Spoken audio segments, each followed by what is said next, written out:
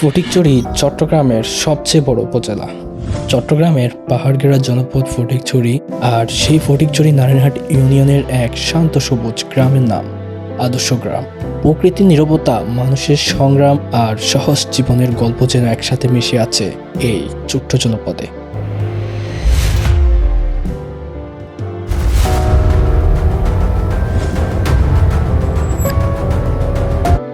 সবুজ পাহাড়ের কোলে গড়ে উঠেছে এই ছোট্ট গ্রাম। চারদিকে গাছপালা আর বাগানের মাঝে ছড়িয়ে ছিটিয়ে রয়েছে মানুষের বসতি। এখানকার সকাল শুরু হয় পাখির ডাক আর কৃষকের কর্মব্যস্ততায়। এই এলাকাটি আদর্শ গ্রাম নামে পরিচিত। সরকারিভাবে এখানে প্রায় 50টি পরিবারকে তৈরি করে দেওয়া হয়েছে নতুন ঘর। একসময় যাদের ছিল না নিরাপদ আশ্রয়, আজ তাদের মাথার উপর দাঁড়িয়ে আছে নতুন স্বপ্নের ছাদ।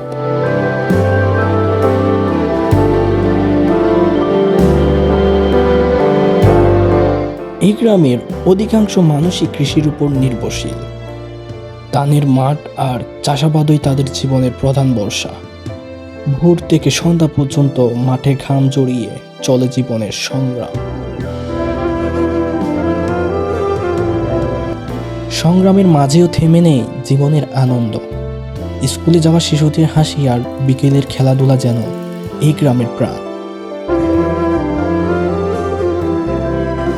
আর বই যেতে নাই মধ্যে এটাও বোধহয় 10 বছর আর আছে রে।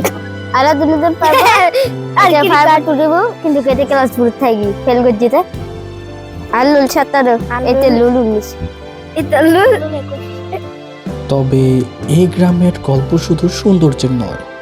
এখানে কিছু পরিবার তাদের নিজের ঘরেই থাকতে পারে না, শুধু অন্যের কাজ করে সংসার চালাবে বলে।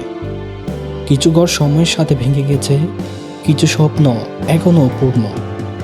তবু মানুষ বেঁচে আছে আশা নিয়েই। নারাতন যেতাম তো যেতে আদম করতে মানে ট্রেন দেবে দিঘি ঘর ট্রেনিবে মানে এই কিছুটি মানে হারালাই হালাক বুঝে দেখ। প্রকৃতির শান্ত সৌন্দর্য আর মানুষের সংগ্রাম, এই দুইয়ের মিলেই গড়ে উঠেছে নারায়ণহাটের আদর্শ গ্রাম। এখানে প্রতিটি সকাল নতুন আশার গল্প বলে, আর প্রতিটি মানুষ শেখায় স্বপ্ন কখনো থেমে থাকে না।